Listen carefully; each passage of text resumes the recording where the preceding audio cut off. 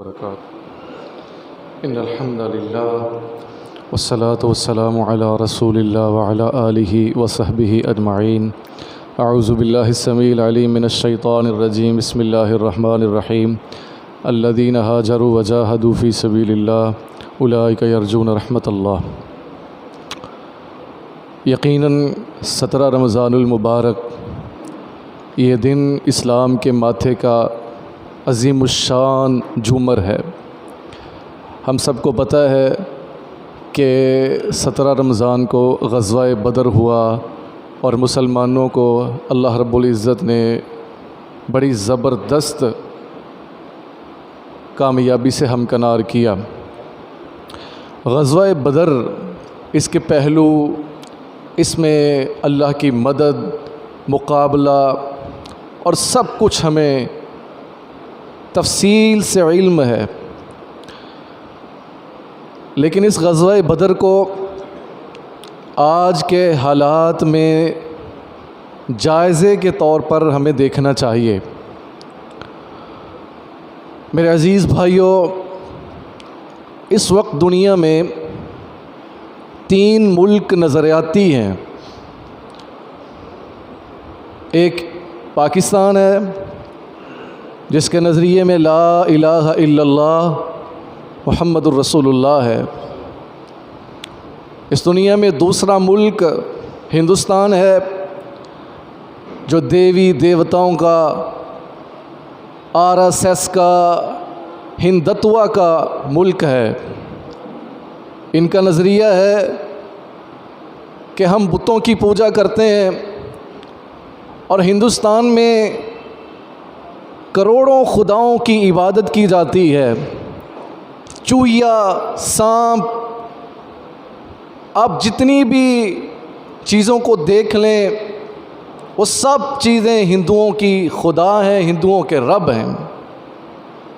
ان کا یہ کہنا ہے اور اس کے اوپر وہ عمل بھی کر رہے ہیں۔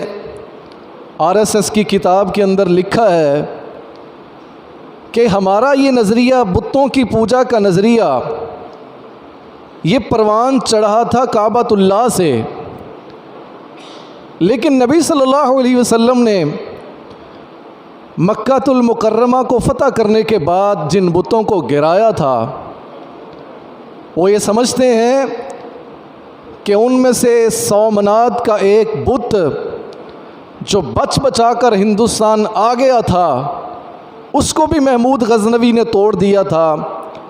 ان کا نظریہ یہ ہے کہ ہمارا اصل ملک، ہمارا اصل دیس مکہ ہے، یہاں سے بتوں کی پوجا شروع ہوئی ہے۔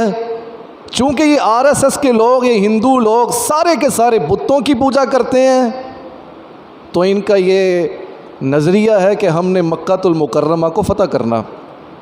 دوسرا، دنیا میں تیسرا بڑا ملک نظریاتی وہ اسرائیل ہے۔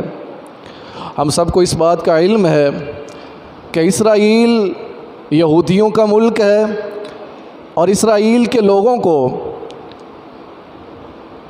عرب کی سرزمین سے نکالا تھا۔ نبی اکرم صلی اللہ علیہ وسلم نے خیبر کے موقع پر کہا تھا کہ یہاں سے یہودی جزیرۃ العرب سے نکل جائیں۔ میرے بھائیوں، یہ یہودیوں کا جزیرۃ العرب سے نکلنا غزوہ بدر ابتدا تھی اور خیبر اس کی انتہا تھی۔ وہ لوگ یہ سمجھتے ہیں کہ مدینہ ایک ایسی سرزمین ہے، ان کا نظریہ ہے، اور دنیا کی سب سے بڑی تنظیم، مالی طور پر جو مضبوط تنظیم ہے، المناٹی، وہ یہودیوں کی تنظیم ہے۔ یہ IMF سمیت، اقوام متحدہ سمیت، ورلڈ بینک سمیت دنیا کے بڑے بڑے، یہ 8 بڑے، یہ 4 بڑے، یہ 6 بڑے، یہ 2 بڑے، ان سب کو کنٹرول کرتی ہے۔ اور پاکستان میں بھی اس کے ماننے والے موجود ہیں۔ پچھلے دنوں آپ نے خبر سنی ہوگی، وہ اسلام آباد میں فیصل آباد کا ایک مولوی کیمپ لگا کے بیٹھا تھا۔ وہ کہتا تھا کہ میں بھی ایک اسرائیل کا اور پاکستان کے تعلقات کو بحال کرنا چاہتا ہوں۔ یہ سب کچھ اسی تنظیم کا کیا دھرا ہے۔ ہمارے سیاستدانوں کو خریدنا اور سیاست کے نام پر ملکوں کے نظریوں کو بدلنا، میڈیا گروپس کو خرید کر ان حالات کو چینج کرنا اور مسلمانوں کے نظریے کو ختم کرنا، یہ سب اس تنظیم کا کام ہے۔ ان کا مقصد یہ ہے، اس کے نظریے میں یہ بات شامل ہے کہ ہمیں مدینہ سے نکالا گیا تھا اور ہم دوبارہ مدینہ کو حاصل کرنا چاہتے ہیں۔ یہ مدینہ دراصل میرے بھائیوں انصار مدینہ کا عہد وفا تھا جو نبی صلی اللہ علیہ وسلم کے ساتھ انہوں نے کیا کہ جب بیعت ہوئی عقبہ ثانی اور بیعت عقبہ جس کو کبریٰ بھی کہا جاتا ہے، یہ لوگ مدینہ سے 70 کے لوگ جب حج کرنے گئے تھے تو انہوں نے نبی صلی اللہ علیہ وسلم کو دعوت دی تھی کہ آپ یہاں پہ ظلم برداشت کر رہے ہیں، پریشانیاں ہیں، آپ کو دعوت دینے کے مسائل ہیں، تو آپ تشریف لائیے مدینہ میں، ہم آپ کا استقبال کریں گے اور آپ کھل کر اپنی دعوت کو لوگوں کے سامنے رکھیں اور اسٹیٹ کو قائم کریں۔ تو میرے بھائیوں حضرت عباس رضی اللہ تعالیٰ عنہ اس وقت مسلمان نہیں ہوئے تھے، لیکن وہ اس مجلس کا حصہ تھے۔ انہوں نے اٹھ کر کہا تھا کہ یہ ہمارا بھتیجا ہے، یاد رکھو اس نے جو بھی دین اپنایا ہے ہم اس کے مخالف ہیں، مخالفت کے باوجود ہم نے اپنے بھتیجے کو ایک خراش نہیں آنے دی، ہم اس کے اوپر ڈال کا کام کر رہے ہیں۔ بات یاد رکھو، اگر تم اس کی حفاظت کرنا چاہتے ہو، کر سکتے ہو تو یہاں سے لے جاؤ، اگر حفاظت نہیں کر سکتے تو یہاں ہی رہنے دو۔ انہوں نے کہا جی پھر مدینہ میں جانے کا مقصد کیا ہے، کیا مطلب ہوگا؟